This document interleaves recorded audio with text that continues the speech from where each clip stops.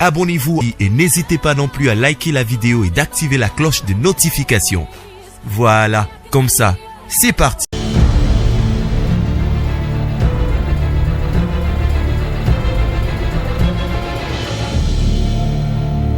Le divorce est-il consommé entre Vital Kamerhe et Félix Tshisekedi?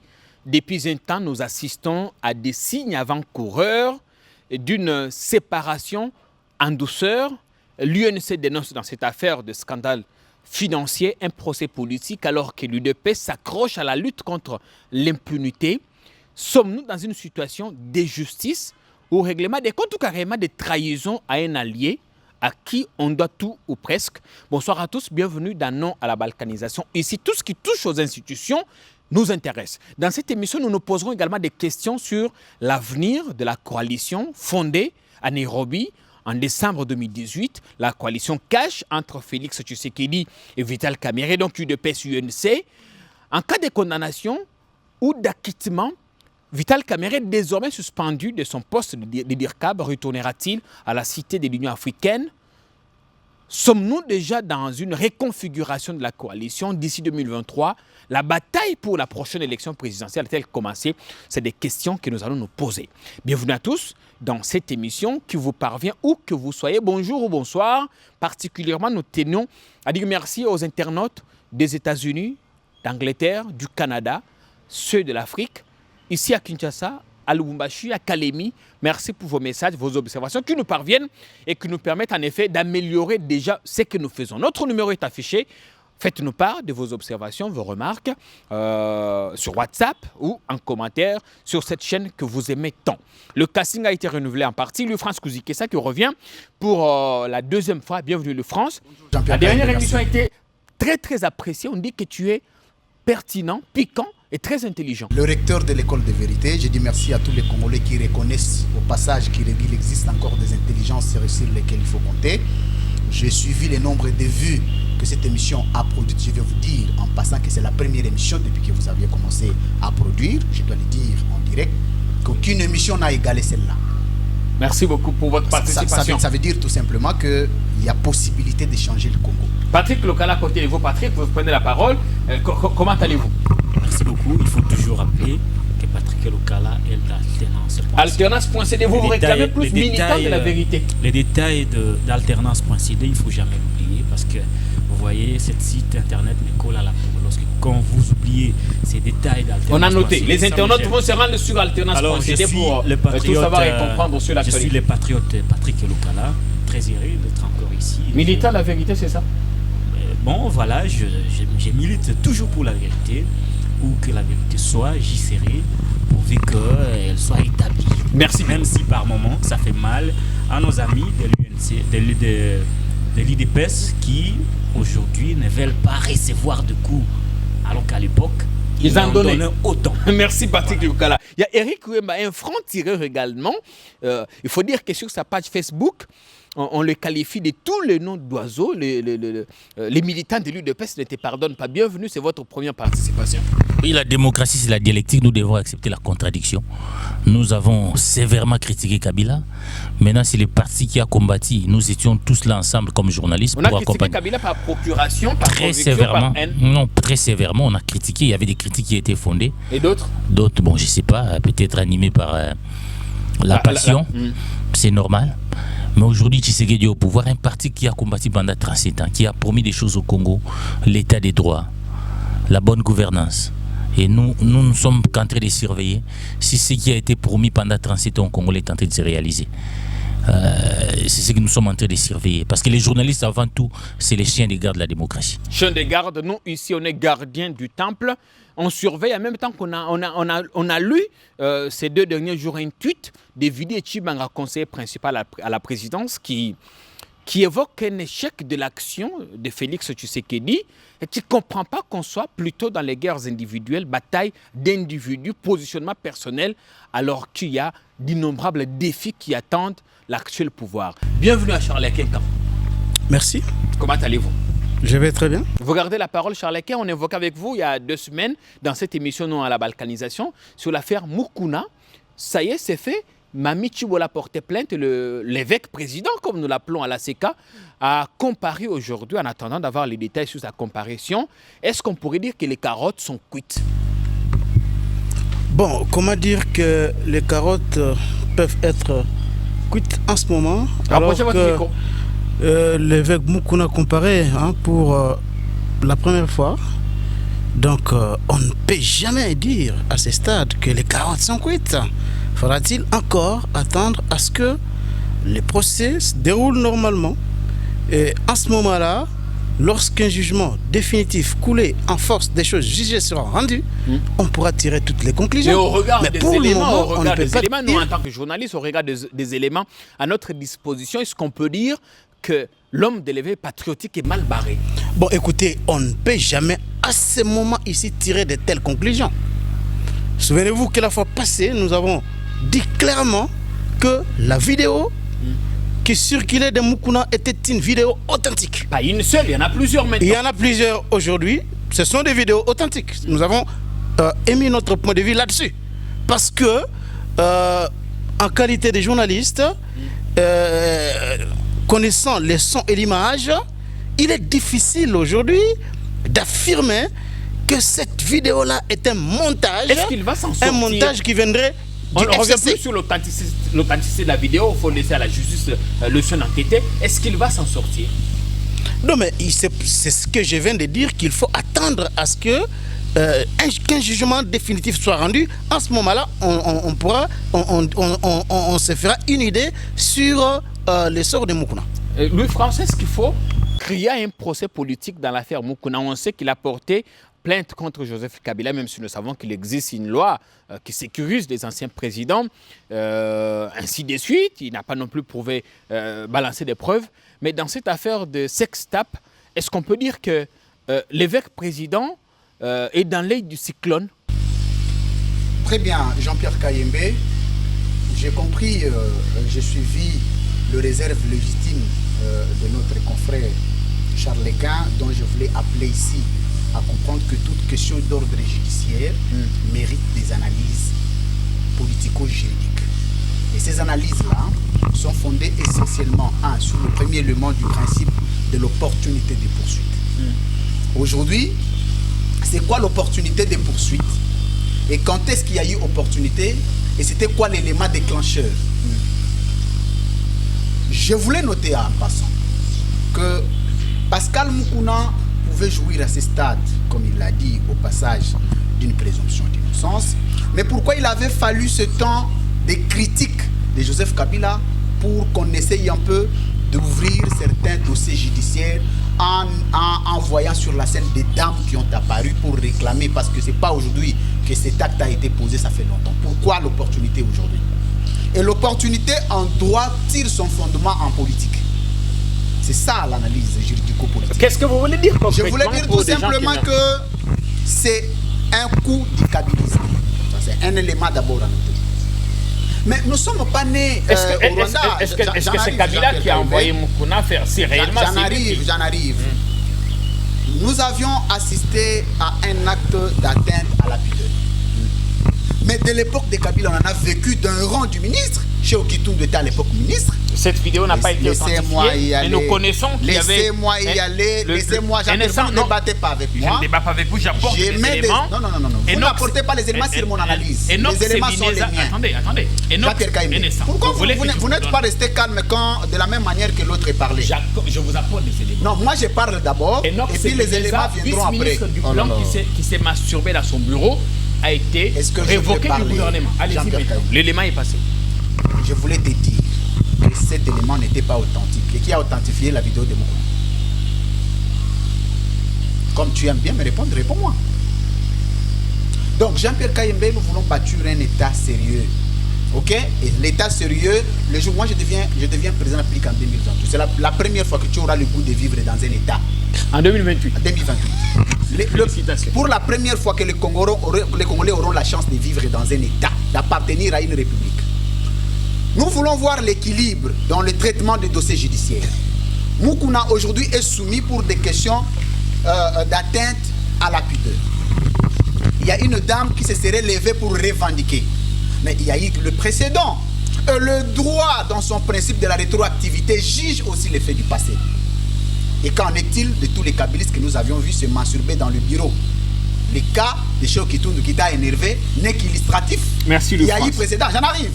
Non, vous avez consommé 3 minutes. J'ai eu 30 secondes. J'ai 30 secondes. 3 minutes, c'est chronométré. Donc l'affaire Moukouna aujourd'hui est une affaire d'abord politique. Je voulais dire à l'opinion.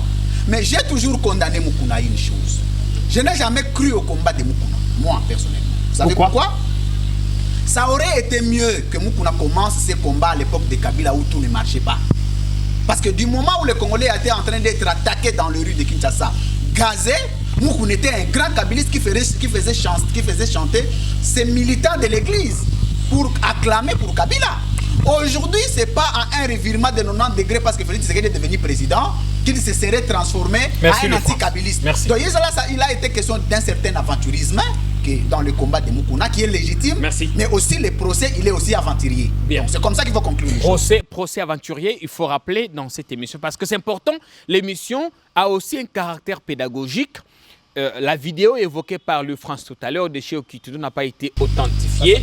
Nous avions mené des investigations, effectivement, ce n'était pas lui à l'époque, mais entre-temps, il y a un vice-ministre du plan, Enoch Sebineza, que d'aucuns connaîtront, qui a été révoqué du gouvernement sur ordonnance présidentielle parce qu'il s'était masturbé dans son bureau et la vidéo avait fait le tour du monde. Eric Wemba, l'affaire Moukouna, qu'est-ce que vous inspire? Les politiques, comme le France essaie de le dire, est-ce qu'on pourrait dire qu'après cette première comparaison, l'évêque président pourrait être placé sous mandat d'arrêt provisoire parce qu'on lui reproche d'abus sexuels, violence et même escroquerie.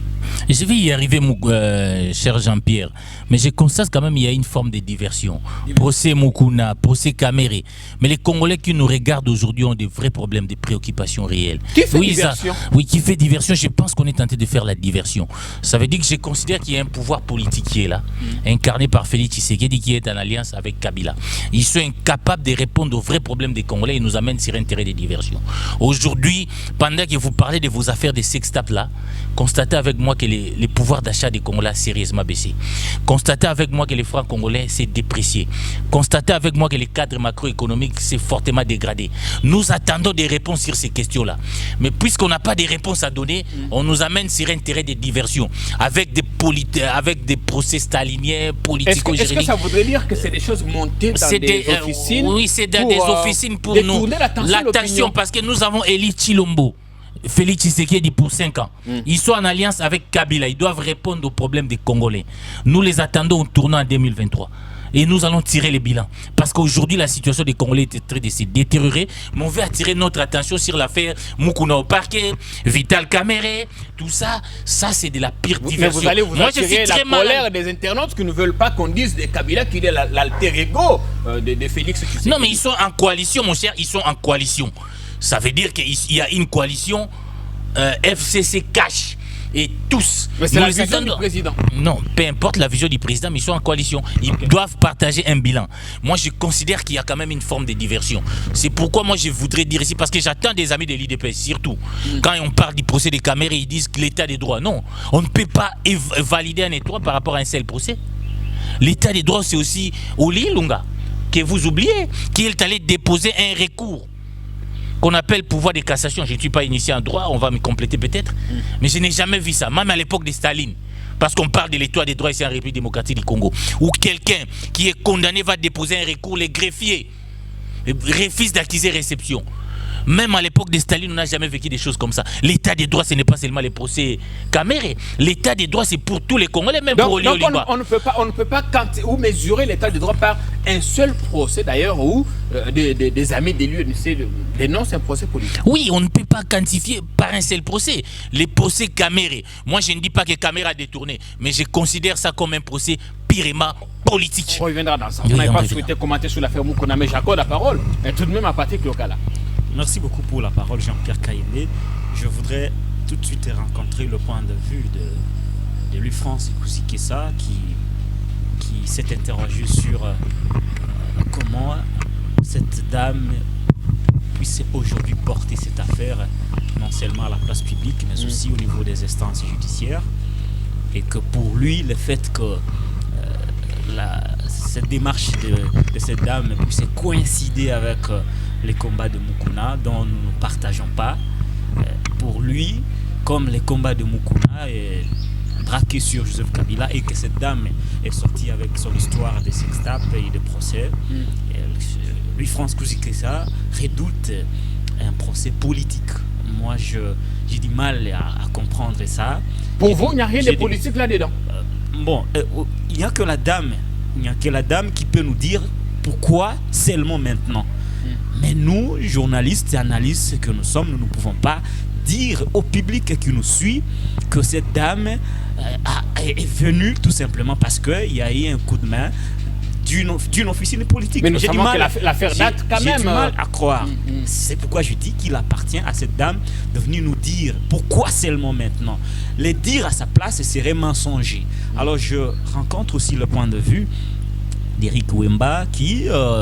Nous sommes anti-coalition FCC-Cash, nous ne cesserons jamais de le dire. Mais dire aujourd'hui que les procès, les audiences et les enquêtes judiciaires sont une diversion ne me semble pas juste. Parce que ce n'est pas parce que le pouvoir d'achat des Congolais a baissé, ce n'est pas parce que les Congolais souffrent que d'autres secteurs de la vie d'une nation ne doivent pas fonctionner. C'est le cas de la justice. La vie de la justice n'a rien à voir avec la vie sociale des Congolais. Il appartient à ceux qui nous dirigent. Là, vous avez raison. De veiller sur le social, de veiller sur la misère du peuple congolais. Mais cela n'empêche pas, même si... En ce moment, toute l'attention ne devrait pas être cela ne fonctionne pas tel que... sur le coronavirus qui a fait déjà 50 morts dans notre pays. Je continue, il ne faut pas me désorienter. Même si cela ne fonctionne pas comme nous l'aurions voulu, cela n'empêche pas la justice d'ouvrir les enquêtes sur les présumés détourneurs des deniers publics. Voilà là où je ne comprends pas. Bon, bien plus...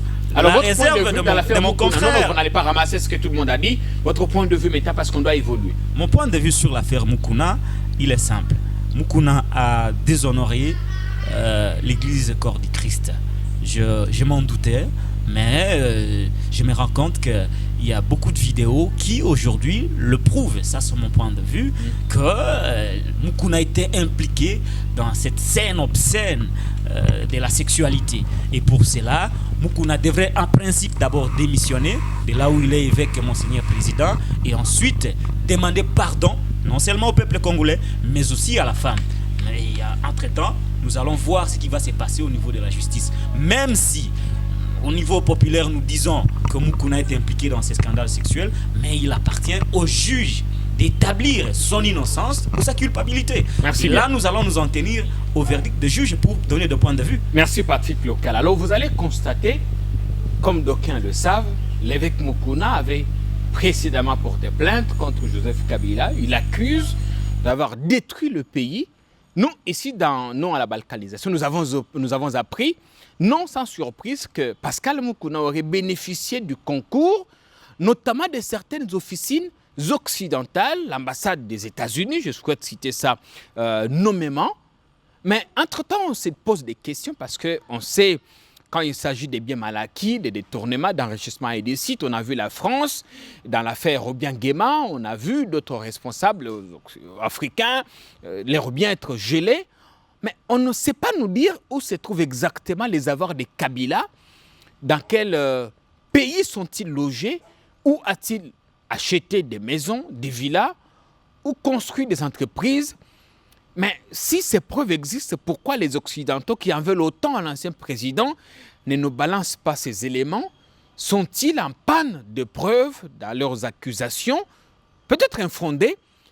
Parce que ce qui nous intéresse ici, c'est la stabilité du pays. Est-ce qu'on est dans des manœuvres dilatoires pour détourner l'attention de l'opinion? Le plus important, c'est le social maintenant, la sécurité.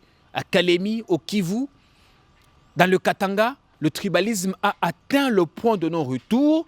L'on tue, l'on blesse, l'on viole des femmes et personne n'en parle à Kinshasa. Silence des cimetières. Et ça, nous allons en parler. Il est important que le pouvoir public s'implique. Messieurs, nous allons parler maintenant de l'affaire Vital Kamerhe. La dernière information, c'est la nomination, la désignation de France Kouzikessa. Vous allez prendre la parole. La désignation de Cachemire et Bérande Kolongele qui va assurer l'intérim. Caméré éclaboussé dans un scandale financier de 100 jours. Louis France, est-ce que vous comprenez qu'on prenne une ordonnance pour désigner un intérimaire où l'on pouvait carrément se référer à la première ordonnance nommant tous les autres dans l'ordre de préséance pour que la succession s'efface? Merci beaucoup Jean-Pierre Kayembe. Un petit correctif avant d'attaquer cette matière. Je voulais dire à Patrick Lokala, un ami, mon grand ami à moi pour qui j'ai beaucoup de respect, c'est que l'FCC Cash ne sont pas en coalition. Ils sont dans quoi? Ils sont dans un vide juridique. Seul un informateur qui a le pouvoir d'instituer une coalition en vertu de l'article 78 de la Constitution. On va vraiment évoluer, ce débat est vraiment dépassé. Non. Jean-Pierre Kayembe, des questions constitutionnelles ne se dépassent pas. Parce que la Constitution est en vigueur. Il ne faut pas désorienter l'opinion. Quand ça vient de vous, moi je suis estomaqué. Comment vous allez dire une question constitutionnelle que c'est révolu? Attendez. On a fait plusieurs émissions sur cette thématique. Jean-Pierre Kayembe, la disposition 78 de la Constitution est claire. Il est question de la lire et comprendre ce qui est dit dessus. Le président n'a pas le pouvoir d'instituer ce qu'on appelle coalition. Et l'informateur n'ayant pas été nommé par une ordonnance présidentielle recensée parmi les actes administratifs, vous ne pouvez pas appeler ça une coalition. Il s'agit d'une alliance informelle soumise à un vide juridique. Je l'ai dit comme technicien de droit. Où est le problème? Alors, je voulais corriger parce qu'on a dit que FCC Cash était dans une coalition. Je voulais prendre l'opinion à témoin pour dire qu'ils ne sont pas en coalition, ils sont dans un vide juridique. Il faut quand même noter. On nomme l'informateur si la majorité parlementaire n'est pas clairement identifiée. Louis France, c'est un détail important qu'il faut donner. C'est quoi la majorité parlementaire maintenant? C'était quoi? En tout cas, je ne réponds pas aux questions, j'en pose plutôt. Le FCC n'est pas une majorité parlementaire. Le jour où vous allez voir M. Kabila Kinakati, dites-lui que le FCC n'est pas majoritaire au Parlement parce que le FCC n'a aucun soubassement juridique. Pour être majoritaire, il faut être ordonné, canalisé autour d'une base juridique. À l'époque, majorité présidentielle, qui avait quand même un acte constitutif. Il ne faut pas la Sorbonne pour comprendre ça. Je reviens à dire une question sur Vital Kamerhe, notamment cette hérésie du droit administratif que j'ai entendu à la présidence. Ce n'est pas une première forfaiture. La présidence est reconnue à ce qu'on appelle l'illettrisme. Tout simplement. S'il vous plaît, non. Vous savez l'illettrisme, c'est quoi?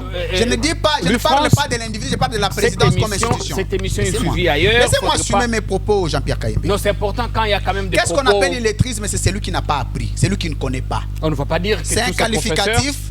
Non, je dis c'est un qualificatif. C'est une première pour toi de voir un directeur de cabinet adjoint prendre un acte avec des problèmes de français, avec un problème d'article de français dans le monde.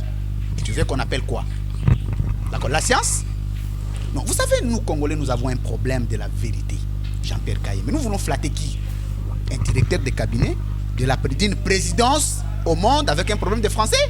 Avec un problème de concordance des temps? Une matière de 3e primaire? Attendez. Vous voulez qu'on dise quoi? Et pour dire ça, j'ai besoin d'aller au parquet pour aller avoir une réquisition avant de venir le dire? Ah, vous venez de consommer 3 minutes. Je reviens à dire une chose. Je n'ai pas encore posé parce que je parle vite. Monsieur Kolongele devrait être un intérimaire automatique à partir du moment qu'il était adjoint du directeur de cabinet titulaire et l'ordonnance portant organisation et fonctionnement de la présidence, donc du cabinet du président de la République, prévoit qu'en cas d'absence du directeur de cabinet, le directeur de cabinet fait l'intérim. Et l'ordonnance nommant monsieur le directeur de cabinet adjoint en était clair dessus. Ajouter une autre ordonnance, c'est ce qu'on appelle une pathologie de droit. De la redondance donc? Donc, absolument, vous l'aviez constaté comme moi. Donc, il a été question tout simplement des manques d'affaires. Vous savez, à la présidence, les gens vont là-bas comme dans les fonctions publiques. Vous êtes là comme vous n'avez rien à faire. Dis, écrivez ça. On écrit, on balance. Dis, écrivez parce qu'on n'a rien à faire. Alors, voilà pourquoi mon plus grand regret, c'est que pourquoi il fallait prouver que Vital Kamerhe a été remplacé du moment où son incapacité de fonctionner, c'est-à-dire que son empêchement a déjà été couvert par un soubassement juridique. Pourquoi? Il a tout simplement été question de... Mais il fallait conférer légalement l'intérim à Eberand. Non, Eberand était intérimaire d'office. Il ne fallait pas un acte administratif. Non de droit, mais d'office. Non de droit. Merci. Alors, je voulais terminer à un élément. Non, vous avez pris 4 minutes, c'est beaucoup. Le problème de Vital Kamerhe, c'est un problème personnel on revient à ça. avec l'UDPS. On revient à ça. Merci, on va parler de l'affaire Kamerhe Et je veux Eric Ouema faire également une publication sur Facebook dans laquelle il s'en prenait avec véhémence à la présidence, expliquant que cette ordonnance n'avait pas sa place. Eric, pour ceux qui n'ont pas lu ta publication, est-ce qu'ils peuvent en savoir quelque chose? J'ai parlé de l'inopportunité de cette ordonnance. Et là, excusez-moi d'être totalement d'accord avec mon estimé confrère Louis-France. C'était vraiment inopportune. Parce que Kamere, on en parlait d'empêchement circonstanciel par notre aîné Kassongomou Mayamba. Est-ce que c'est seulement maintenant qu'on constate cet empêchement circonstanciel? Parce que nous étions, nous tous, au parquet de Matete. Kamere a été mappé, il a été détenu, il était déjà en empêchement circonstanciel. Pourquoi attendre tant de jours, un mois après pour les constater? Pourquoi ces retards-là? Ça veut dire qu'ici, moi j'ai fait une interprétation politique. Il faut que Félix Tshisekedi et l'INC arrêtent de jouer sur les jeux de cache-cache. Qu'est-ce que vous dites par Quand je dis les jeux de cache-cache, il y a une rupture qui est consommée. Félix ne veut plus de Kamere.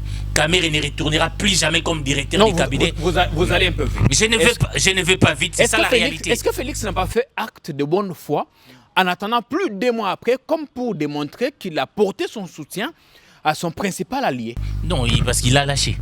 Il a lâché. Mais il est devant un fait accompli. Il a lâché simplement. Il a lâché. Mais là, il est devant un fait accompli. Il n'est pas Comment devant. voulez-vous qu'il reste en fonction pendant qu'il est derrière le barreau? Non, il a lâché Kamere. Félix Tshisekedi a lâché Kamere. Mais ça, nous sommes rattrapés par les péchés originels de Genève. On a tout critiqué. Moi, je ne suis pas de la Mouka. Mais on sait que Félix Tshisekedi et Kamere ont toujours entretenu une relation hypocrite. Moi, je vais vous livrer une confidence. Allez-y. On a dit, oui, il y avait Matungulu, il y avait Fayoulou, il y avait Kamere et Tshisekedi. Les quatre ont dit, les deux qui paient s'appellent Kamere et Félix Tshisekedi. On les a laissés pendant 2 heures du temps. Personne n'a voulu laisser à l'autre. C'est après, tout le monde comptait sur sa chance. C'est après qu'on ait désigné Fayoulou que les gens se sont mis, écoutez, nous allons à Nairobi désigner notre candidat unique. Il faut lire même cet accord de Nairobi, où on faisait de Félix Tshisekedi. Pour Kamere, déjà dans son idée, c'était de faire de Tshisekedi un président qui règne, qui ne gouverne pas. Si jamais les Caches avaient la majorité, Kamere devait avoir tous les postes de souveraineté. Justement, cette relation a été hypocrite. Moi, j'ai dit qu'il y a une rupture qui est déjà consommée. Et l'acte officiel est arrivé? Non, j'appelle ça les jets de cache-cache. C'est-à-dire avec cette ordonnance. J'ai dit que Félix Tshisekedi doit devenir un leader. Ça s'appelle un manque criant de leadership. Vous ne voulez plus d'un collaborateur, il faut le dire clairement. Il ne faut pas jouer les jeux de cache-cache. Mais que voulez-vous que Félix Tshisekedi fasse? Il devait nommer un nouveau, ou confirmer Ebera, ou nommer un nouveau directeur du cabinet. On n'avait pas besoin de passer à cette étape-là. Une ordonnance pour confirmer un intérimaire? Non, pour confirmer un directeur du cabinet. Un directeur du cabinet qui remplace Kamere. Soit vous confirmez Ebera, soit vous nommez un autre. C'est ce qu'on attendait de lui. Ce qui s'est passé hier, c'était simplement un non-événement. Mais tout ce temps qu'il a pris. Parce que Kamere est un empêchement circonstanciel il y a déjà 1 mois. C'est vraiment, moi j'ai dit, un manque de leadership au niveau du président. Mais là aussi, la responsabilité est partagée. On va revenir. Moi j'estime que lui-même aussi, Vital Kamere, pour question d'honneur, il doit lui-même rendre l'établi. Parce qu'il doit comprendre que Félix ne veut plus de lui. Mais justement, même les ministres de l'INC, j'attends qu'ils doivent poser un acte. On a vu ça avec Katumbi. Quand on ne veut plus parce que je vois que vaut l'INC aujourd'hui sans Kamere. Mais pourquoi voulez-vous mêler l'affaire judiciaire de Vital Kamere avec la coalition Cash? L'affaire Kamere est purement politique. C'est que je regrette. Moi, je vais écrire un livre. Si on m'aide un jour, j'ai eu la chance comme journaliste, tout au long des règnes de Kabila, à découvrir des procès politiques. Et des procès politiques qu'on appelait des procès politiques. Nous savons comment certaines officines dictaient la sentence au juge. C'est la même chose qui s'est passée à Matete. Là, sur ces points-là, par rapport à Kabila, Félix n'a pas fait la rupture. C'est la continuité, où on instrumentalise la justice pour écarter un homme politique. Justement parce qu'on cherche les mercenaires de Katumbi jusqu'à aujourd'hui. Nous cherchons les mercenaires. Où sont-ils les mercenaires de Katumbi? On reviendra dans le fond de l'émission. Avant cette émission, nous avons quand même pu appeler certains constitutionnalistes qui nous expliquaient qu'il fallait d'abord prendre un acte suspendant Vital Kamere, qui ne l'a pas été. Mais comment expliquer qu'il n'est pas suspendu et qu'un autre acte vienne constater son indisponibilité temporaire? C'est là qu'il y a un peu de juridisme douteux. Nous, on n'est pas spécialiste de droit, nous n'entrons pas dans ça. Patrick, vous allez prendre la parole. Donc, vous partagez l'avis de Louis-France.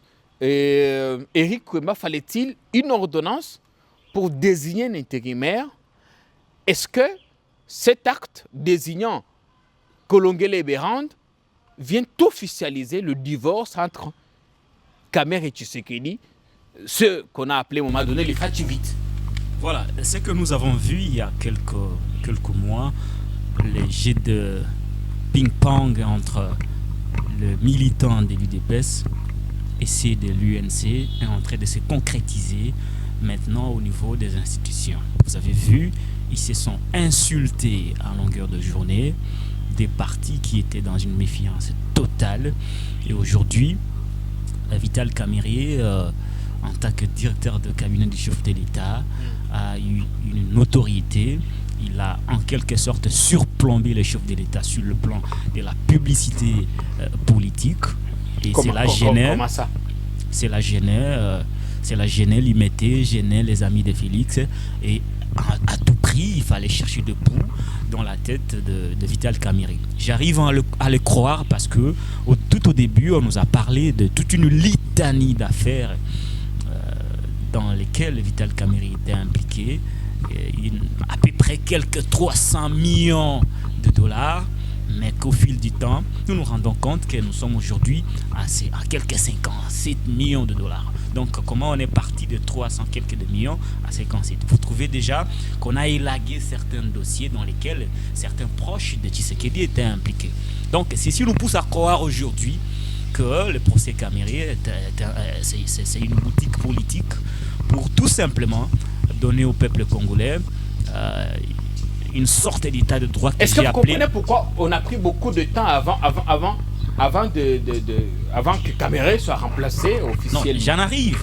Je disais qu'on a voulu... Parce qu'on n'est pas encore dans le procès. On va parler oui, de procès. Mais écoutez, on a voulu donner l'impression au peuple congolais, je l'ai toujours dit, le pouvoir de Tshisekedi, c'était un pouvoir impressionniste qui a voulu donner l'impression aux Congolais d'un état de droit ciblé, malheureusement sur certains individus qui se positionnent en challenger en 2023.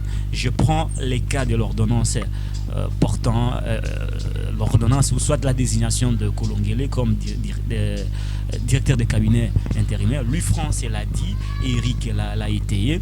Lorsque vous lisez l'ordonnance portant ordonnance 008/030 du 31 mars 2008, vous comprendrez que l'UFRANCE l'a évoqué. En cas d'empêchement, le directeur des cabinets adjoints remplace le directeur des cabinets pour cause d'empêchement.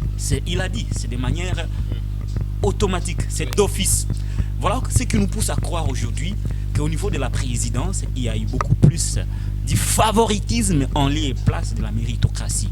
Il y a même quelqu'un qui m'a révélé, un homme important au niveau de la présidence, qui m'a dit que voilà, au niveau de la présidence, on a recruté les gens dans le milieu ambiant de Bruxelles et de Paris, et on est venu faire de ces gens des conseillers ici. On sait que Kolongele ne vient pas de Bruxelles. Non, je n'ai pas dit voilà. Kolongele, mais j'ai dit que certaines personnes qui se trouvent aujourd'hui à la présidence de la République ont été recrutées malheureusement dans le milieu ambiant de Bruxelles et de Paris.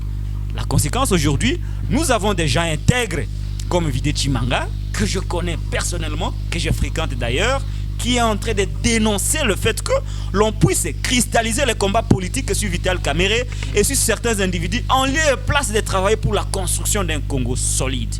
Voilà pourquoi j'ai dit que notre pays souffre d'un problème de leadership. Comment vous avez des préoccupations telles que les sociales des Congolais, et même, vous l'avez dit, c'est une année d'action, mais vous êtes incapable de faire ne serait-ce qu'un mètre carré de champ pour cultiver les maïs, pour que le Congolais mange. Mais voilà qu'aujourd'hui, vous vous lancez dans des égarements juridiques, dans des égarements administratifs. Merci Patrick. Et nous faisons la honte. Nous risquons aujourd'hui de chercher le retour des Kabila parce que il y a beaucoup de défaillances dans la gestion du pouvoir en place. Merci il y a beaucoup, un Patrick. problème criant de leadership. Il faut que la parole tourne Et maintenant. s'il ne s'en ressaisit pas, c'est pourquoi nous nous rappelons toujours que 2023 est là. Et Vital Kamerhe aujourd'hui me semble être la victime de ce que nous disons tous les jours de 2023. Parce qu'on a vu en lui un homme qui réunit quand même certaines compétences. Merci, Patrick. Et qu'on voudrait à tout prix écraser. Vous avez pris votre temps. Je chute par là. 5 minutes, non, ça va, merci. La parole vous reviendra, sinon les autres seront jaloux. Je n'ai toujours pas eu le même temps d'antenne que les autres. 5 minutes, les internautes vont compter. Il faut être équitable, chers confrères. Patrick, qui a parlé tout à l'heure de Vidier, on a lu un de ses tweets où il s'en prend à la coalition. Il estime qu'on est à côté de la plaque. Il y a tellement de défis auxquels il faut s'en prendre, mais on est dans des combats individuels. Aux dernières nouvelles, nous avons appris que Vidier n'arrive plus à la présidence. Ça fait 3 mois. Se prépare-t-il un coup contre certains amis du président? Félix Tshisekedi veut-il finalement se séparer de tous ceux qui l'ont aidé au départ? Ça, on n'est qu'au niveau des interrogations parce que nos enquêtes sont en cours. Charles Ekin, quand vous allez prendre la parole dans l'affaire Kamere, parce qu'il faut connaître maintenant dans le procès qui a commencé mardi à la prison centrale de Makala, sommes-nous dans la lutte contre l'impunité ou carrément on est en train de trahir un allié et très proche collaborateur?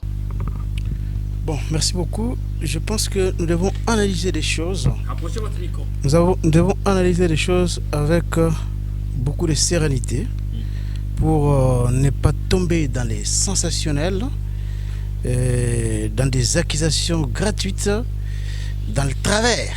C'est très important. J'ai entendu ici certains points de vue par rapport à l'ordonnance, nommant désignant Kolongele comme directeur de cabinet à l'intérim. Mais vous devez savoir que ce poste était occupé par Vital Kamerhe, vous le savez, qui est un allié de Félix Tshisekedi, leader de l'UNC. Naturellement, ce poste-là doit revenir à l'UNC. Si on analyse les choses froidement, n'est-ce pas pour cela que Félix Tshisekedi, au lendemain de l'arrestation de Kamerhe, avait pris langue avec les hauts cadres de l'UNC pour assurer ses alliés que malgré le procès, la coalition, les caps pour les changements, va continuer à demeurer ensemble. Ça, c'est dans la théorie. Mais laissez-moi parler. Je vous relance, effectivement, je suis là pour ça. Je vous relance, ça c'est dans la théorie, mais dans la pratique, on voit tout le contraire. Vous voyez ce que les gens de l'UDPS disent dans l'affaire Kamerhe. Ça voudrait dire qu'ils ont choisi leur camp. Ils disent quoi? Ils tirent à boulet rouge sur lui. Bon, écoutez, le problème de Kamerhe aujourd'hui, parce que j'étais en train de parler de l'ordonnance, je devrais finalement aborder la question relative au procès qui se déroule aujourd'hui. Eberand s'occuper des questions politiques, juridiques et administratives au niveau de la présidence de la République. Kamerhe était le directeur de cabinet qui coordonnait en fait les activités, les différents secteurs de ces cabinets, si je dois ainsi m'exprimer. Est-ce que l'absence de Kamerhe aujourd'hui n'est pas un trou qu'il faut combler? Moi, je pense que oui, il faut combler ce trou-là. La précédente ordonnance comblait déjà ce attendez, trou. Tout était prévu. Donc, alors, ça veut dire qu'en ce moment-là, Kolongele doit continuer, doit faire le cumul de fonctions. Il doit être à la fois, il va s'occuper des questions politiques, juridiques et administratives et faire autre chose. Donc, lorsqu'on examine, on voit que Kolongele n'a pas été nommé définitivement à ces postes-là, on peut comprendre que ces postes doivent revenir encore à l'UNC. C'est ça ma compréhension des choses. Alors, pour entrer dans le procès Kamerhe, j'ai beaucoup entendu ici les confrères dire que c'est un procès politique. Mais nous tous, nous sommes dans ce pays. Nous savons très bien que depuis des mois, les Congolais n'ont cessé de demander à ce que la lumière soit faite dans le programme des 100 jours. Souvenez-vous des différentes déclarations des évêques catholiques. Tout le monde ne voulait qu'en savoir plus sur ces dossiers. Oui. Et finalement, je n'aimerais pas revenir sur les différentes péripéties de cette histoire de saut des moutons et autres où à Tchangou, lorsqu'il y a eu une certaine pluie et tout le monde a vu que les travaux n'évoluaient pas. Et finalement, Caméré n'est pas poursuivi pour l'affaire saut de moto. Je parle des programmes de 100 jours et j'ai relevé un petit point qui est lié au saut de moutons. Oui. Donc, tout le monde voulait savoir, voir clair dans l'exécution du programme des 100 jours. Selon vous, il n'y a rien de politisé dans cette affaire. Non, mais écoutez, il y a eu clameur publique. Le Congolais voulait en savoir plus sur l'exécution de ce programme de 100 jours qui n'a pas vraiment bien marché. Ça, c'est connu de tous. Et en ce moment-là, lorsque le président de la République s'est rendu compte que ce dossier était quand même une patate chaude, une épine dans la marche de son quinquennat, il fallait finalement que les responsabilités soient établies. Il fallait qu'une enquête, qu'une action publique soit mise en mouvement, notamment par le parquet, pour que les responsables de l'échec, des détournements, de fonds alloués à ces programmes soient connus. Vous avez pris 5 minutes. C'est pour cela que finalement, le ministre de la Justice a demandé au parquet de verbaliser, d'inviter tous les acteurs qui étaient impliqués dans ce programme afin qu'ils puissent s'exprimer. Pourquoi aujourd'hui doit-on parler d'un procès politique alors que c'était notamment dans la suite de la clameur publique sur la demande du peuple congolais, de la société civile. Merci. Que cette histoire Eric, vous prenez la parole. Louis France, la parole vous reviendra. Pourquoi parlez-vous des procès politiques? Je suis étonné parce que quand il dit que Béran est là, c'est qu'il ne devait pas accumuler parce qu'on n'a pas remplacé Béran.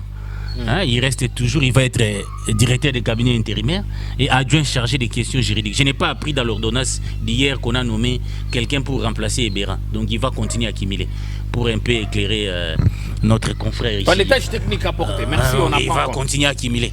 Vous aurez la parole. Il va vous continuer. n'avez pas de carnet, il faut noter. Il va continuer à accumuler parce que nous regardons, parce que vous avez parlé de la clameur publique là a parlé des sauts de moutons où tout le monde a crié Caméré voleur. On attendait voir ça dans les dossiers. Là où ça devient politique, le micro rapproché. Et là où ça devient politique, c'est de constater qu'il y a seulement les problèmes des maisons préfabriquées. Or, ce qui a préoccupé les Congolais, c'est qui a provoqué la réclamation, encore que quand on parle du peuple, il faut savoir si on a été réellement mandaté par ces peuples. C'était cette affaire des sauts de moutons. Mais justement, d'après nos informations, on a vu que dans certains dossiers, certaines têtes au niveau de la présidence, même de la famille politique de Tshisekedi et biologiques sont impliquées dans certains dossiers qu'on a écartés. Notamment les problèmes des médicaments là, que Trad a offert, où le ministre Teigne avait attesté. On a démontré dans tel dossier il y avait l'implication de tel. On a écarté tous ces dossiers pour sélectionner seulement. Vous voulez dire que des dossiers impliquant des proches du président ont été écartés dans cette affaire? Écartés d'après mes informations. Nous ne sommes pas dans la CS exacte, je suis journaliste. On a retenu simplement les problèmes des maisons préfabriquées où justement là aussi Caméré est très mal barré. Est-ce qu'il y a l'intention de nuire? Il y a une intention de nuire, moi je ne dis pas que Caméré est sain. Je ne suis pas là pour défendre Caméré, mais nous voulons une justice pour tout le monde. Je refuse simplement une justice sélective. Parce que je ne comprends pas, je donne quand même un cas. Parce que le dossier Caméré est lié au dossier Tchibala. Quand Tchibala était Premier ministre, il y a eu une reddition des comptes au niveau de l'Assemblée nationale. Dans ce travail fait par la Cour des comptes, qui a beaucoup d'expertise, que le fameux parquet de Matete, on a démontré qu'il y avait déjà des détournements des travaux. Tchibala a été nommément cité.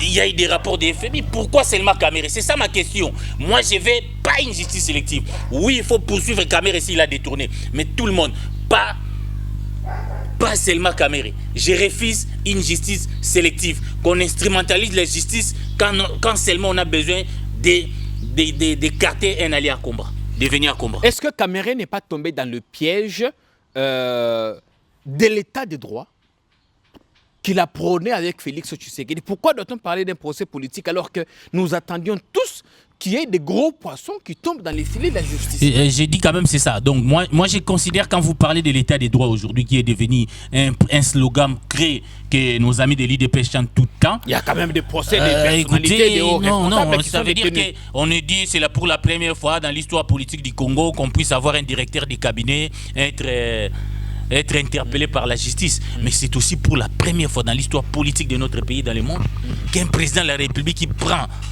qui entre en fonction donne autant de pouvoir à un directeur de cabinet. Jamais vu.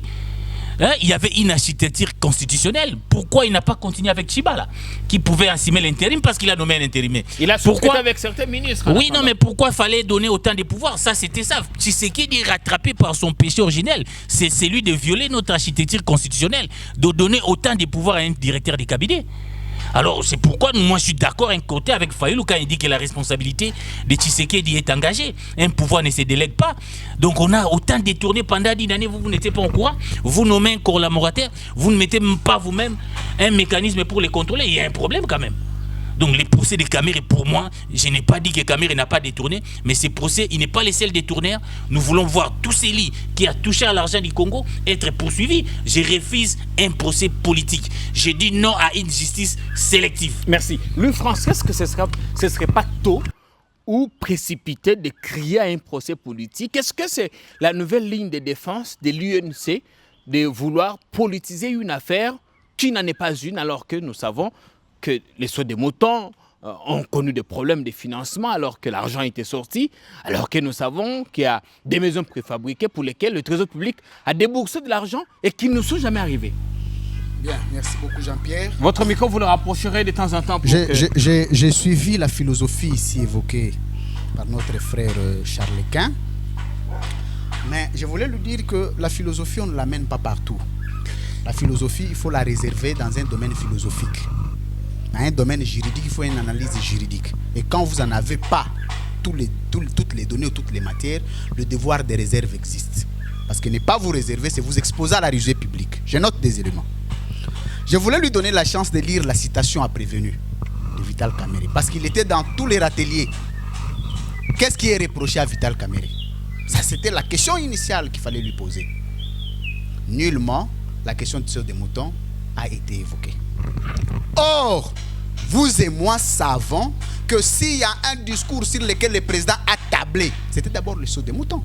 On en pâtit jusqu'à ce jour. Mais pourquoi l'avoir écarté alors que jusqu'aujourd'hui n'a jamais eu la lumière? Alors que les sauts des moutons qui devraient venir résoudre les problèmes ont créé des problèmes. Il y a des gens qui ont quitté Tchangou. Les pères des familles et toutes les familles se sont emballés pour quitter Tchangou vers d'autres communes. Où en sommes-nous? Bon, il y a d'autres responsables, de responsables je suis en train d'en qui sont arrêtés. Peut-être qu'eux sont impliqués. Deuxième chose, Eric Wemba l'a dit, je partage 100% son avis. C'est que la citation a prévenu qui est une circulaire limitant limitativement, passez-moi cette petite pathologie qui dit rester permise, les éléments infractionnels reprochés à un individu. Ne reprennent que 3 infractions qui sont reprochées à Vital Kamerhe, mais qui ne le condamnent pas. Mais jusque-là, qui le soupçonnent parce que nous sommes ici dans une phase de la procédure qui n'a pas encore abouti à une décision judiciaire définitive. Mais comme Vital Kamerhe devrait venir comme un renseignant, mais le premier renseignant serait le président de la République. Parce que le principe du droit qui parle du principe de la compétence exclusive prévoit que lorsque vous posez les actes au nom d'une structure, vous ne les posez pas à titre individuel. Vous les posez au nom et pour les comptes. Et quand vous voulez rendre compte, vous engagez la structure. Est-ce que vous êtes en train de voir un répondant du président de la République, qui soit directeur de cabinet, reprocher à un acte et sans que le président ne serait-ce qu'entendu pour voir la lumière? Deuxième élément, avant qu'un document administratif de la présidence ne sorte, il y a eu un œil regardant du président. Et comment celui qui amène les documents au président est reproché, alors que le président lui-même qui ordonne les documents n'est pas reproché? On est en train de parler de détournement. Je suis en train de dire que le premier co-accusé de Vital Kamerhe serait le président de la République. Moi, je suis un homme de conviction. Je suis un homme de la rationalité. Peut-être qu'on a fait certaines choses dans les dos du président. Bon, si on l'a fait dans le dos du président, comment les prouver? C'est le président qui doit venir dire que moi je ne sais pas. Il faut qu'on évite donc le président là-bas. Absolument. Absolument. Écoutez, vous lisez les dispositions des articles 166, 165 de la Constitution qui prévoit le mécanisme de poursuite du président. La Constitution n'a jamais exclu le président devant des poursuites judiciaires. Jamais. Sauf, c'est un débat de la 10e rue qui pense que le président ne peut pas être auditionné. Ce n'est pas un dieu. Non. Ce n'est pas un dieu parce que le droit pour l'état des droits, c'est quoi? Il faut lire Birago Diop. Birago Diop et François Gorée, dans leur livre du droit politique comparée du tiers-monde définissent l'état de droit comme l'état étant fonctionné sur base de la primauté de loi. Tout ce que tu fais, Jean-Pierre Kayembe, tu dois poser la question à quoi c'est conformé aux lois.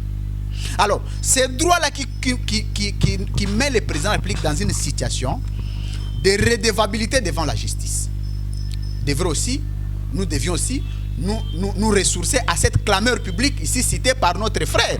Il parle de la clameur publique, mais cette clameur publique n'était pas vers contre un individu, contre un système. Mais qui est le maître du système? J'en arrive. Qui est le maître du système de gestion gouvernementale actuellement? C'est le président de la République. Parce que c'est par lui que l'impulsion de la politique gouvernementale est imprimée. Mais est-ce que vous comprenez la précipitation de Vital Kamerhe? La première prestation de Vital Kamerhe. Des gens qui ont participé avec lui dans la réalisation de ce programme, veut-il se désengager, se décharger ou carrément se dédouaner de l'affaire? Quand vous lisez ce qu'on appelle la sémiologie de communication, vous êtes tous sur ce plateau pro en communication, vous savez ce que je dis. Vous voulez lire les signes et les éléments indicateurs d'une communication, ce qu'on appelle en droit criminologique les actes comportementaux d'un criminel. Vous lisez Vital Kamerhe, sémantiquement en communication, vous sentez qu'il a des choses à dire. Il suffit de lui donner l'occasion. Ok? Il faut lire. Il a craché quelques morceaux mardi. Il fallait lui donner une petite occasion pour dire que je n'étais pas seul. Quand il cite tous ces gens-là, mais tous ces gens étaient envoyés par qui? Par les présidents.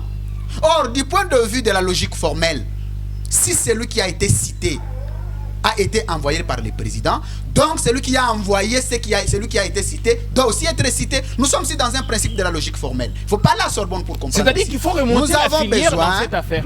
Nous avons besoin de voir la mise en accusation être votée au Parlement pour que le président et Vital Kamerhe et tous ces... J'ai aimé l'expression de Patrick Lokala, mon ami, que j'ai toujours aimé l'intelligence.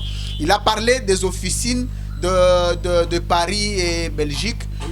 Les milliers ambiants. Je prends ces concepts-là, j'en fais mien. Tous ceux qui sont venus des milliers ambiants là, qui étaient impliqués dans le programme de 100 jours, doivent répondre. Mais écoutez, je termine par la Jean-Pierre. Vous atterrissez, vous avez pris 5 minutes, 6 d'ailleurs. 4. Le programme de 100 jours n'avait pas que l'infrastructure. Mais pourquoi n'avoir choisi que quelques éléments? J'ai aimé l'élément d'Eric Wemba.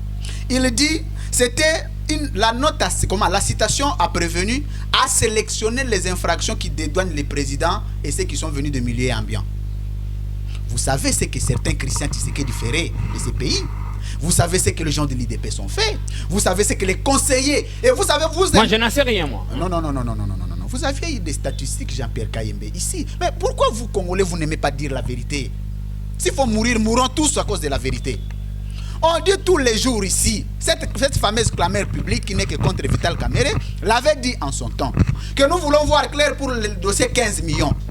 Est-ce que tu penses que le dossier 15 millions ne vaut pas que les dossiers pour lesquels... Pourquoi on a dédouané 15 millions? Mais c'est toujours Kamerhe qui était cité dans cette affaire de 15 millions était un partage égal. Ah bon? 15 millions, Oyazui,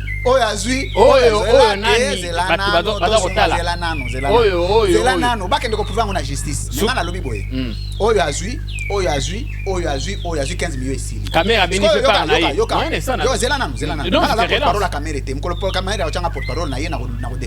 Parce que yo lobby. Parce que ça na sala musala mbongo. Lobby koza na ba information. Oyazui. Na lobby boy. Caméra yazui mususu pe azui. Boye yokakate. Oyazui. Zelananu Jean-Pierre Kayembe. 15 millions landa regarde. Oui. Oyazui. Peuple à la mouki. 15 millions. Bon, nani a eu 15 millions, Moututel, Moutangwaye, Wapi a faire 15 millions, Bolongoli a faire 15 millions. Ce qu'on y a à brandir clameur publique. Il y a des clameurs publiques, le mec m'a 15 millions. Et Souka Wapi. Merci. Il y a un lobby qui est ndeko Tshisekedi. Dans l'histoire politique du monde, dans mes minutes, vous donnerez à mes confrères. Non, c'est bon, il faut avancer. Vous avez monopolisé la parole pendant longtemps. Dans l'histoire politique du monde, aucun directeur de cabinet ne peut être arrêté sans la bénédiction du président. Merci. Il y en a nous, magistrats qui ont initié et locaux. Il y a pas convoqué directeur à cabinet. Mais état de droit, je pense que vous ça nego. État de droit, Magambouaja Markabunda Mapango eza ekenda wapi. Zelana nalobi boya. Lupango Jean-Marc Kabunda watu yoka kia wa ba million. État de droit eke wapi. Jean-Pierre Kaimbe, il y a eu clameur publique sur l'affaire Kabound. Où en sommes-nous? Donc, état de droit pour IDPS faut laisser la justice le temps d'enquêter. Hein? Oh, d'enquêter et l'affaire Kamere et l'affaire Kabound. Il faut utiliser la sagesse africaine. Merci, Louis France. Cette affaire des 15 millions, on a l'impression qu'on l'a oubliée. Nous, on n'a pas oublié jusqu'à ce que le dernier centime, un instant, jusqu'à ce que le tout dernier centime nous soit remboursé. Finalement, il est Kika Nengewana. Mais nous, on n'a pas oublié. Patrick, est-ce que vous pensez que Félix Tshisekedi a dû donner son accord pour que son DIRCAB soit arrêté? Et comment expliquer qu'à 3 reprises, on nous refuse la liberté provisoire? Est-ce qu'il y a une main noire dans cette affaire? Ouais, d'autant plus que c'est l'UDPS qui l'avait demandé, qui criait de temps en temps ici. Non, l'opinion. Quelle opinion? Quelle opinion? Quelle opinion? Nous avions crié mais ici il faut éviter ça. Que le 100 jours était une arnaque. Vous voyez, le confrère ici en face a dit... Vous parlez de Charles-Quint Kankou, faut les désigner nommément. Qui dit clameur publique. Et lorsque nous analysons la clameur publique, nous avons trouvé effectivement que dans cette clameur publique, d'abord ce n'est pas tout le Congo, ce n'est pas tout Kinshasa, c'est un groupe de gens regroupés ici à la 11e rue qui criaient sur tous les toits, voilà, affaire 15 millions, Kamere Zongisa Mbongo dont un certain fils Moukoko, qui a du reste beaucoup de problèmes avec lui-même, et d'autres combattants de l'UDPS qui réclamaient comment on peut, un intellectuel de surcroît, peut prendre un groupe de gens, pas moins de 20, qui crient à l'imiter et faire de ces gens-là toute une clameur publique. Vous voyez? Et malheureusement, je vais en arriver, malheureusement, dans cette fameuse clameur publique de Charles-Quint Kankou et nos amis de l'UDPS, vous voyez qu'on a tenté de le contourner par l'état de droit de Félix. Parce que Louis France et Eric Wemba l'ont dit que dans les affaires à charge de Vital Kamerhe, nulle part où on a repris l'affaire Saut de Mouton, nulle part où on a repris l'affaire Rétrocommission. Alors que la fameuse clameur publique constituée de 15 hommes de l'IDPS avait aussi réclamé l'affaire Rétrocommission.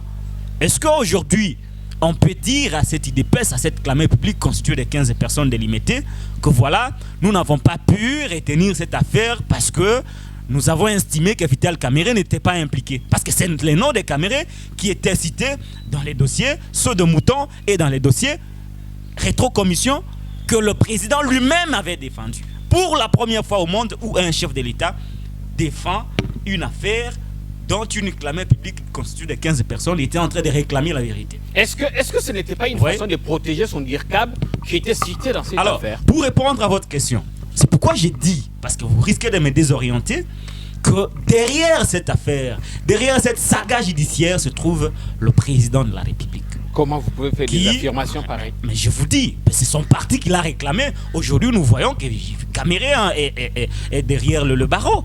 Comment voulez-vous me dire qu'il n'est pas derrière ça? Parce que d'autant plus son parti l'a demandé. Lui qui a la prétention d'écouter la base a écouté sa base. Et aujourd'hui, Kamerhe est interpellé. Malheureusement, Kamerhe n'est pas interpellé dans les dossiers pour lesquels cette clameur publique constituée de 15 personnes était en train de revendiquer. Nous ne savions même pas qu'il y avait des raisons que fabriquer. Et nous savons, nous sommes en politique, nous avons eu la chance d'apprendre ce qu'on appelle les rapprochements des faits. D'un côté, nous avons un accord de Nairobi qui dit qu'une fois que vous gagnez le pouvoir et que vous dirigez pendant 5 ans, en 2023, vous serez dans l'obligation de me soutenir. En challenger du président de la République, Vital Kamerhe était un ennemi à abattre. Il représentait une menace politique pour les chefs de l'État. Mais on n'était qu'à la première année. Aujourd'hui, nous ne sommes pas loin de croire, de rapprocher les faits. Ceci et cela pour dire qu'aujourd'hui, le président de la République, Tshilombo, veut réduire... Non, il faut l'appeler Félix Antoine, c'est très important. C'est notre président et nous lui devons du respect. La dernière fois que j'ai été chez lui, où il n'y a même pas de l'eau potable, on l'appelle Chilombo. J'ai tenté de dire que c'est Félix, on m'a dit c'est lui, c'est Chilombo. Comment voulez-vous que dans son propre village... J'ai lu à comment? Oui, mais on l'appelle Chilombo là-bas. Comment voulez-vous que dans son propre village, on l'appelle Chilombo et que moi je vienne ici l'appeler Félix? Par respect. Par respect et considération. D'ailleurs, je vous rappelle que nous, journalistes, nous le savons tous, nous avons le devoir de traiter ces gens-là avec irrespect. C'est permis. Vous allez vous retrouver derrière le barreau. Non, pas du tout. Alors je voudrais chuter. Chuter, oui, parce que je voudrais la parole tourne. Parce que vous avez vu, ce que nous décrions aujourd'hui, ce que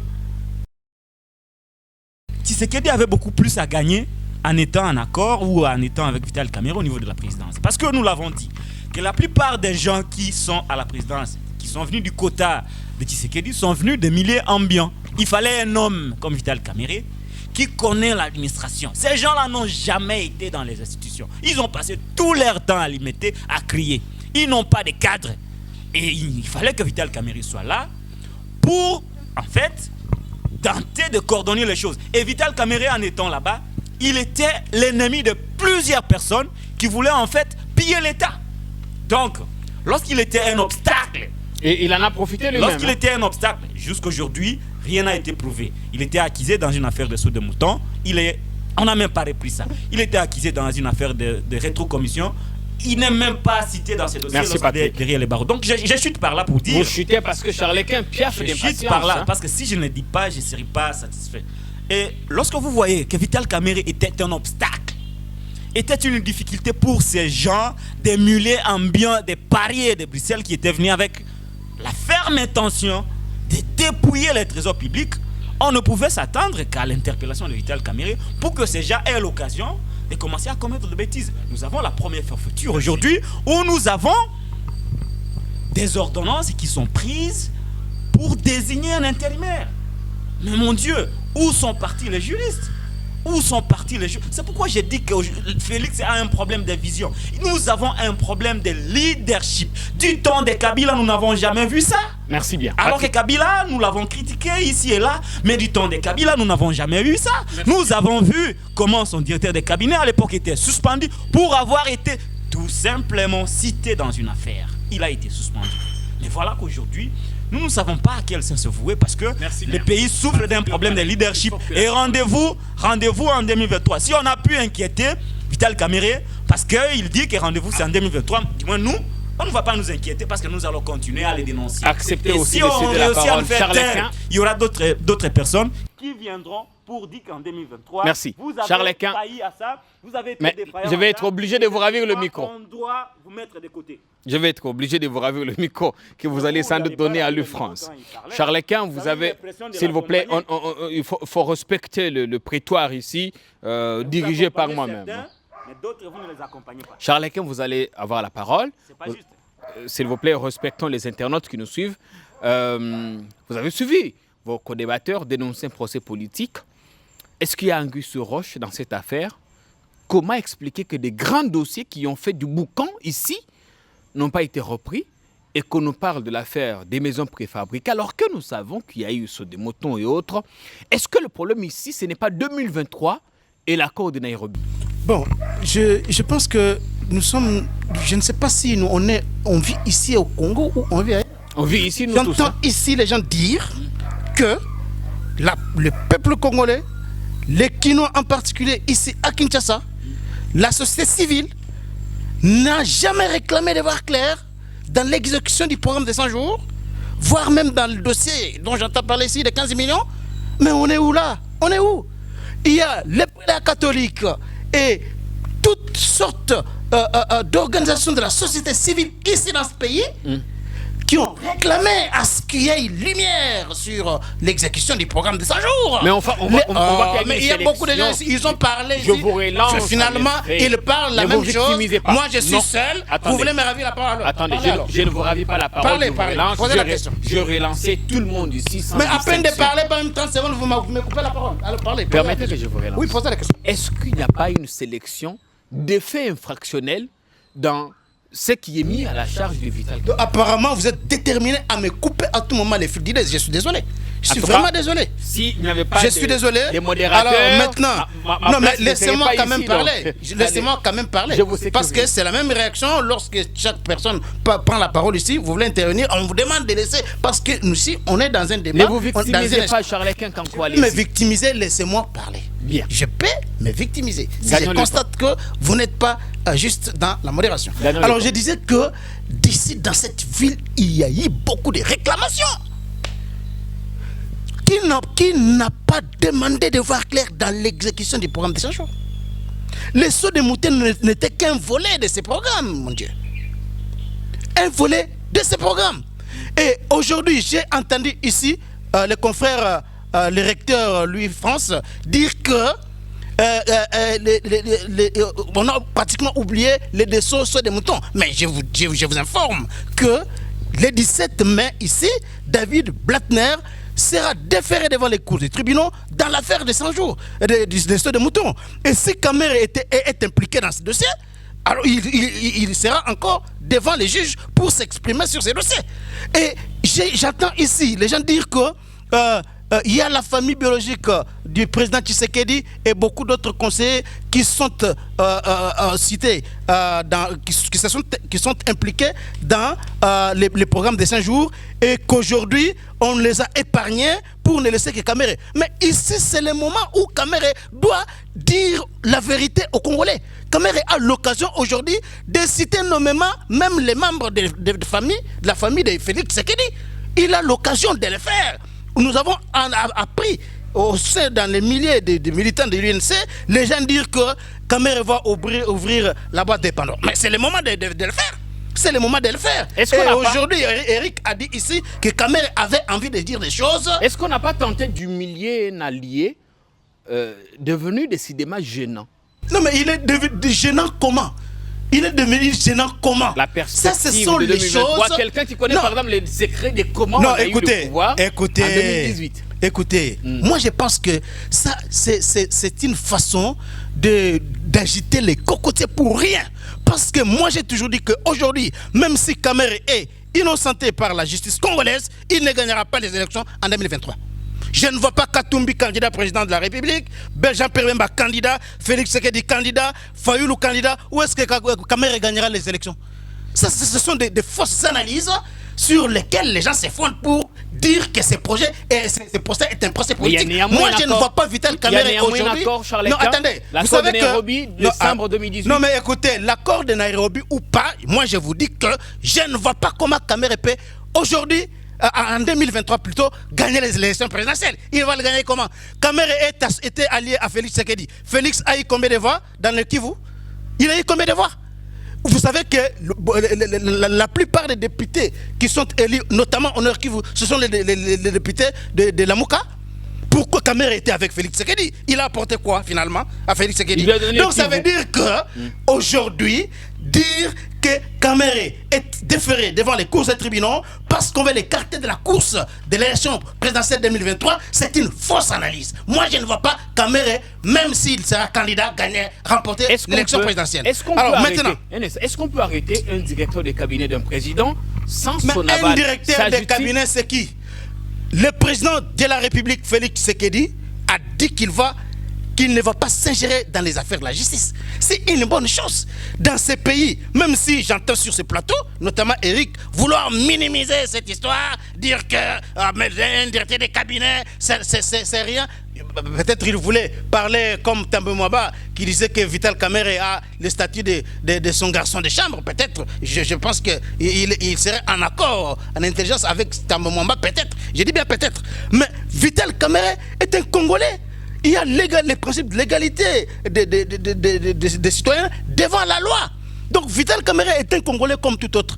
Et aujourd'hui, l'occasion que Félix Tshisekedi donne à ce pays de devenir, d'espérer, ne fût-ce que de voir une lumière, c'est de ne pas s'ingérer dans les affaires judiciaires. Merci. Qui est ce procureur-là? Qui est ce magistrat-là à qui on a empêché d'enquêter sur le détournement de 15 millions? C'est quel magistrat? Il n'y en a pas. Donc attendez, il n'y a aucun magistrat à qui on a empêché de mener des enquêtes sur l'affaire 15 millions.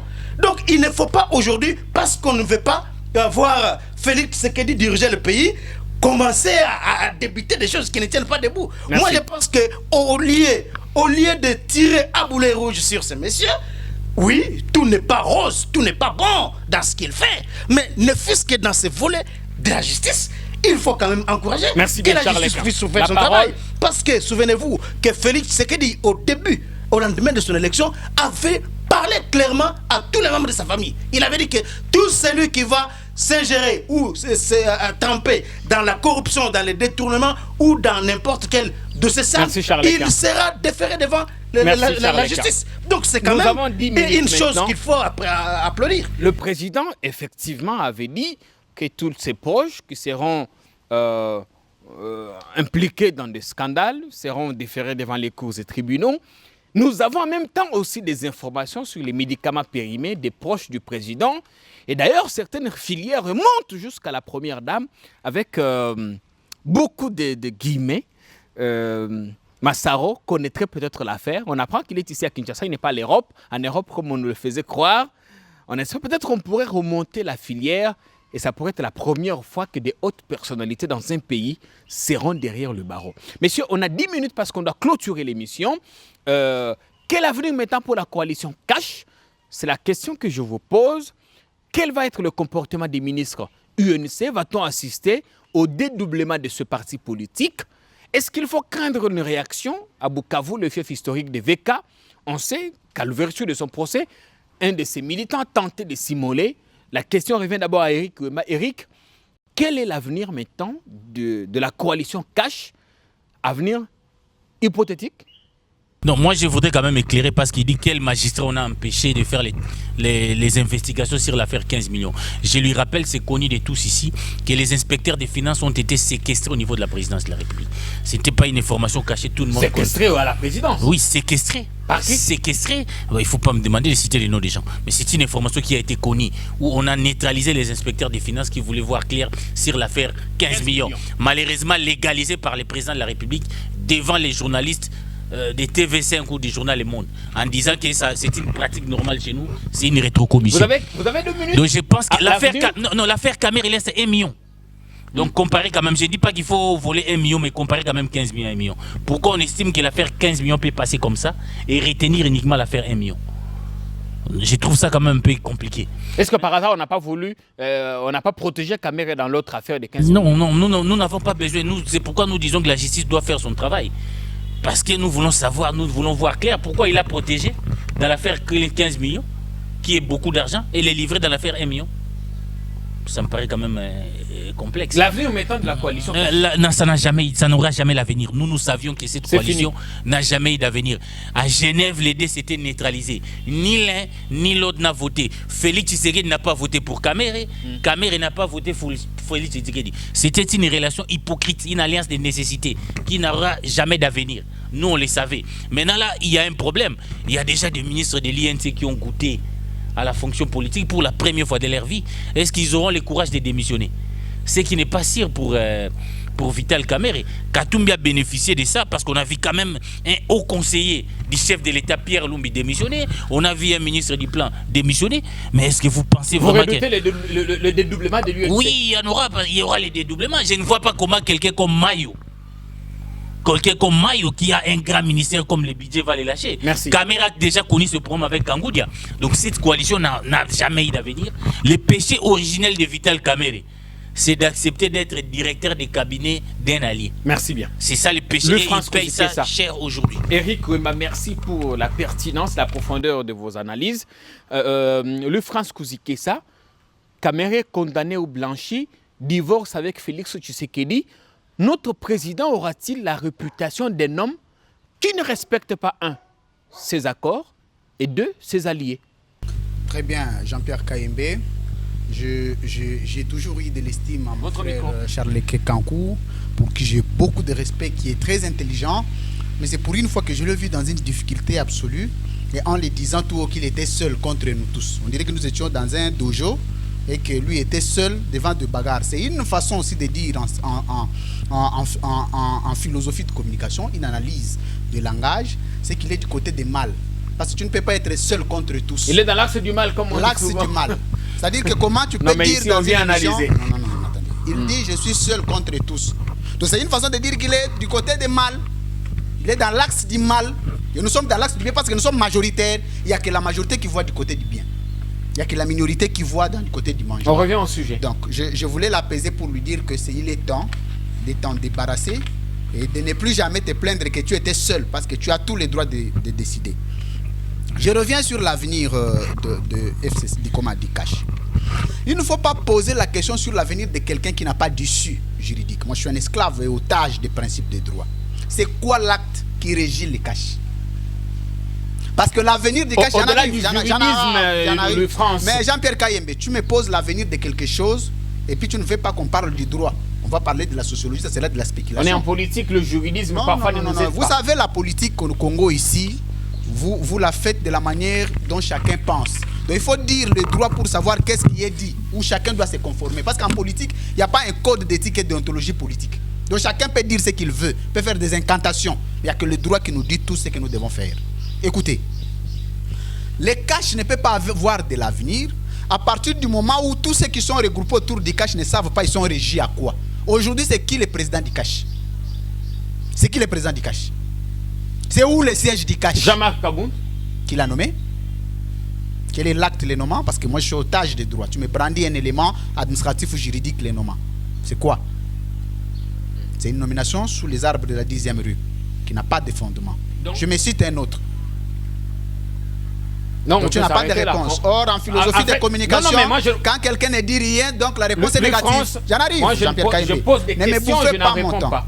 J'étais en train de dire qu'en philosophie de communication, quand quelqu'un ne dit rien, c'est que la réponse est négative. C'est ça la philosophie de communication. Aujourd'hui, les cash aujourd'hui est en train de nager dans une situation d'humeur politique.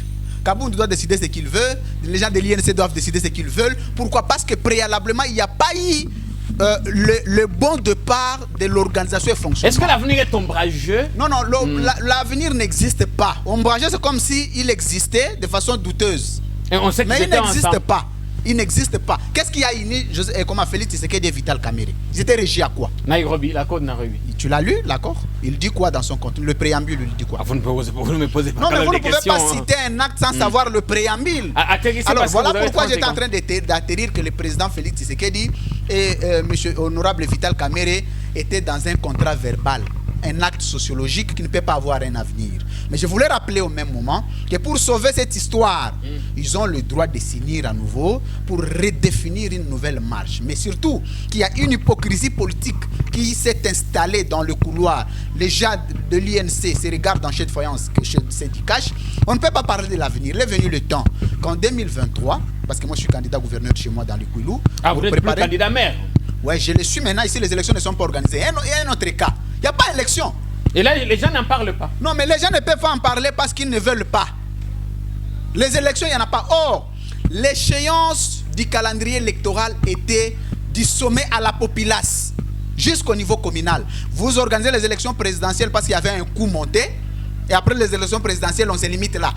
Et législatives. Merci, Louis France, pour alors, votre conclusion. Pour les restes des élections, monsieur le président Plique, nous vous avions donné la République. Moi, j'ai toujours été de ceux qui vous reconnaissent la qualité. Vous êtes chef de l'État. Je ne vais pas entrer dans les considérations politiques, mais monsieur le président, le pays est dans une responsabilité politique. Il est venu le temps que vous devez vous sauver, vous et la République, parce que ce que vous faites et ce que vous faites pour la République, moi personnellement, en tant que citoyen, je ne suis pas d'accord. Merci beaucoup, Louis-France Kouzikessa. Les élections sont passées. Elles n'ont pas été organisées, personne n'a parlé. En même temps qu'il y a l'affaire Mimi Chibola avec l'évêque Mukuna, je suis surpris par le silence des monastères qui caractérisent les militants des droits de l'homme, les Georges Kapiamba, Amnesty International, Jean-Claude Katende et tous les autres, qui n'en parlent presque pas, même pas un seul tweet. Pourtant, si c'était l'inverse, l'on aurait assisté à un échange médiatique. Charles Quin, quand vous prenez la parole, vous avez 2 minutes comme vos prédécesseurs pour votre conclusion. Que perdrait Tshisekedi en laissant tomber Vital Kamerhe? Bon, écoutez, je pense qu'aujourd'hui, nous devons mettre de côté les sentiments. Il n'y a pas de sentiments dans cette émission, s'il vous plaît. Je ne parle pas de vous. Ah, d'accord. Il faut préciser. Je ne parle pas de vous. Ouais. Je parle de nous. Vous avez compris? Nous, c'est qui? Nous. Je parle de nous, mais lorsqu'on dit nous, c'est qui? C'est nous? Nous, c'est qui? Mais c'est nous. Les invités sur non, le plateau. Non, mais nous, c'est nous. Les Vous ne Congolais. savez pas ce que ça veut dire. Ali Depes. Donc, attendez. Okay. Nous devons mettre de côté les sentiments. À la 11e rue. Je pense que vous avez suivi le point de vue ici des journalistes de la moukiste, du côté de la Mouka, et des journalistes kabylistes, et des journalistes atumbistes, ainsi de suite. C'est ça le point de vue. Voilà pourquoi vous avez entendu quelqu'un dire ici que il parlait de la philosophie, la philosophie de communication. Lorsqu'il y a une majorité qui se dégage et que vous êtes seul, donc vous avez suivi la conclusion. Donc je suis en face des journalistes à la fois foyoulistes, kabylistes et katumbistes. Donc ce n'est pas une surprise. Ce n'est pas une surprise que je sois minoritaire ici. Ce n'est pas une surprise. Je savais qu'en voyant les figures ici, lorsque je suis arrivé, je savais que ça allait être la même chose. Alors maintenant, non, ne me perdez pas, s'il vous plaît. Laissez-moi conclure dans mes 2 minutes. Moi, j'ai dit ceci. Le procès Kamere n'est pas un procès politique. Ils disent que Louis France a dit ici que Cash ne se fonde sur rien. Or, vous lui avez bien rappelé, il y a l'accord de Nairobi. S'il vous plaît. Louis France, vous dérangez, s'il vous plaît. C'est sa conclusion. Vous avez parlé de l'accord de Nairobi. Lorsque vous dites que c'est un procès ici, sur place, ici. Mais vous avez soutenu que c'est un procès politique parce qu'on veut écarter un adversaire politique qui serait candidat en 2023. C'est vous qui l'avez dit ici. Eric l'a soutenu ici. Parce qu'on veut écarter un candidat président de la République, voilà pourquoi il y a ce procès politique. Et ce candidat-là vient d'où? N'est-ce pas de l'accord de Nairobi? Est-ce que ce n'est pas cet accord-là sur lequel c'est cet accord-là qui est un acte fondateur du Cash? Donc, le procès aujourd'hui, c'est un procès où la justice, les magistrats sont libres de faire leur travail correctement. Répondez pas à ma question sur l'avenir du Cash. Que deviendra non, écoutez, Cash, son siamois. À l'entame de cette émission, je vous avais dit que un jour après l'arrestation de Vital Kamerhe, Tshisekedi avait pris langue avec les membres de l'UNC, le secrétaire général de l'UNC et d'autres cadres. Ils avaient longuement parlé de l'avenir de leur camp politique du Cash.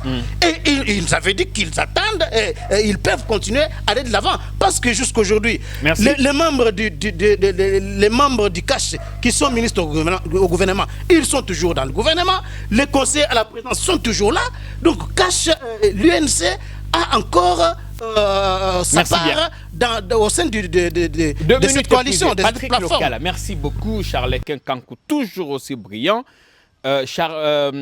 Patrick Locala, va-t-on assister au dédoublement de l'UNC? Quel sera le comportement des ministres? Finalement, cette affaire affecte-t-elle la gestion de la République? Effectivement, l'affaire Vital Kamerhe affecte la gestion de la République parce que nous savons qu'ils sont dans cette histoire de Cash et ils se sont partagés le pouvoir. Et lorsque l'allié de Tshisekedi est inquiété au niveau de la justice et que ces militants redoutent un procès politique, cela ne peut avoir des répercussions négatives sur les comportements des acteurs qui dirigent le pays. Bon, maintenant, vous avez posé une question de fond, mais qui n'a pas été répondue suite à l'agitation de mon confrère Charles Kankou, parce qu'aujourd'hui, je suis... Quelle question que je n'ai pas répondu, s'il vous plaît. Non, c'est quelle question? Non, il me cite. Non, il m'a cité qu'il dise quelle question. Mais là, vous agitez davantage. Il me cite. Moi, quand je parle, je n'aime pas qu'on m'interrompe. À part peut-être celui qui présente. Parce que vous, quand vous avez eu la parole, j'étais indulgent avec vous, bien que vous étiez dans l'agitation. Mais je vous ai quand même toléré. Alors souffrez que lorsque nous donnons des arguments, que vous gagnons le temps. Il y a déjà le chien qui aboie. Je n'aimerais pas vivre la scène des gens qui pleurent à la télé, comme vous vous plaignez maintenant là. Maîtrisez-vous, chers confrères. Alors j'ai dit ceci. Lorsque vous avez posé une question ici qui relève du non-respect des accords politiques de la part du président de la République et le manque de respect qu'il a vis-à-vis de ses partenaires. Vous avez vu les comportements qu'il a affichés lorsqu'il était à Genève. Et vous avez vu les comportements qu'il affiche vis-à-vis de son partenaire Joseph Kabila à travers ses militants des 11e rue. Et aujourd'hui, Vital Kamerhe en est une autre victime. Donc, nous pouvons aujourd'hui conclure que le président de la République n'a aucun respect vis-à-vis de ses partenaires. Il n'a aucun respect envers ses propres engagements. Et venir ici pour dire, voilà, est-ce qu'il y a eu obstruction de la justice dans ces pays? Mais je vous rappelle, il y a le dossier Yuma qui ne marche pas. Il y a un autre dossier qui implique les DG de l'OGFREM qui n'a jamais marché. Est-ce que l'état de droit, c'est seulement sur Kamerhe et non pas sur Yuma, non pas sur ces DG de l'OGFREM? Est-ce que vous êtes au courant de ça, chers confrères? Pourquoi seulement vous vous acharnez à exécuter le procès de Vital Kamerhe alors qu'il y a d'autres affaires pendantes telles les journalistes vont vous répondre. Même sur l'affaire Yuma, les journalistes quand même vont vous répondre. Parce que ici, oui, je crois que les journalistes vont vous répondre sur la question Yuma. Ici, ce n'est pas le système de Joseph Kabila, c'est votre système que vous représentez ici, celui de Félix Tshisekedi. C'est celui-là qui doit rendre des comptes au peuple congolais. Merci beaucoup. Nous avons appris ici dans Non à la balkanisation que l'évêque Mukuna serait instrumentalisé depuis quelque part. Des chancelleries occidentales seraient dans le coup, y compris certaines têtes au niveau de la cité de l'Union africaine. Veut-on finalement se débarrasser de ces alliés ou d'autres personnes qui généraient? Mais entre-temps, le pays, sa stabilité est encore fragile. Nous avons besoin de toutes les sensibilités. Et là, c'est très important parce que quand vous voyez le tribalisme qui monte d'un cran dans le Katanga, quand vous voyez ce qui se passe en Ituri, des morts au Kivu, on n'arrête pas de tuer.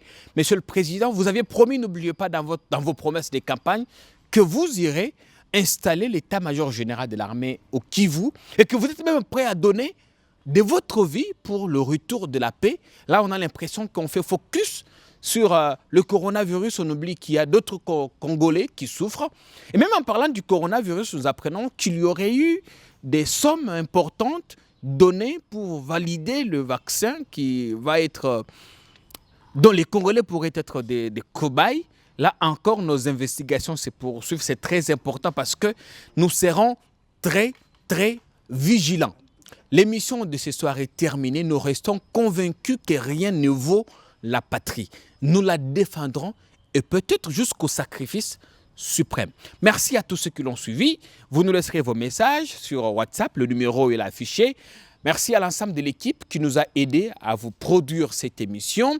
Déo Manda était du côté de la réalisation avec Parousia et d'autres amis qui nous ont aidés. Nous vous retrouvons la semaine prochaine dans l'espoir qu'il n'y aura pas hécatombe. Charles Kinkankou, merci beaucoup d'être venu. Même chose pour Eric Lema qui a fait sa première prestation. On espère qu'il reviendra. Le France Kouzikissa, le recteur, comme il s'est fait bien appeler. Et Patrick Lokala, le nationaliste. On vous retrouve alternance.cd. Merci. Cette émission sera diffusée sur plusieurs chaînes YouTube. C'est très important. Mais rendez-vous sur la chaîne Non à la balkanisation de la RDC où ce programme sera diffusé en primeur. Je vous retrouve la prochaine fois pour une autre émission. D'ici là, portez-vous bien. À très vite.